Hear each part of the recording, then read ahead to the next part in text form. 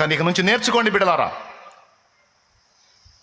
వారానికి నువ్వు వచ్చేటప్పుడు నీ దగ్గర ఉన్న తులమో పళ్ళమో ఎంతో కొంత చిల్లర అందులో వేస్తే అది వేరు. కానీ నీ రాబడిలో నుండి ఇక నుంచి ఖచ్చితంగా ప్రతి విషయంలో దేవుడు నీకు ఇచ్చిన దానిలో నుండి, అది ఏ రూపేణా అయినా సరే, నీకు దేవుడు అనుగ్రహించినటువంటి దానిలో నుండి కొంత దేవుని కొరకు కేటాయించటం అనేది ఇక నుంచి నేర్చుకో. ముఖ్యంగా 10వ భాగమును నువ్వు కేటాయించటం నేర్చుకో. అది ఇంకా పాత నిబంధన. క్రొత్త నిబంధన అయితే ఒకడు వర్ధిల్లిన కొలది దేవుని పనికి తోడ్పడమన్నాడు. దేవుడు నిన్ను ఎంత ఆశీర్వదిస్తే, నువ్వు ఎంత విస్తరించి వర్ధిల్లుతా ఉంటే అంతగా దేవుని పనికి తోడ్పాటు అందించు. అది 20%, 30% నిన్ను ఎంత వర్ధిల్ల చేస్తాడో అంతగా నువ్వు ఇచ్చే కొలది ఇంకా వర్ధిల్లుతావు. కానీ శాపగ్రస్తుడు మాత్రం కావు.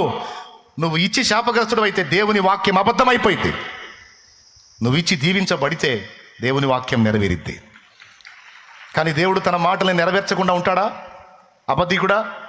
కాదు. ఇక నుంచి ఊరికి టెస్ట్ చేయడానికైనా చూడండి, కనీసం దేవుడిని శోధించడానికైనా ట్రై చేయండి, కేటాయించండి. ఇక నుంచి నీ భర్త విశ్వాసి కాకపోతే వదిలే. కానీ భార్యాభర్త ఇద్దరు విశ్వాసులై ఉంటే ఒకరితో ఒకరు చెప్పుకొని దేవుని కొరకు దేవుని కేటాయించండి. ఆ తర్వాత ఇక నలువైపుల నుంచి ఏ విధంగా దేవుడు సహాయం పంపుతాడో చూడండి.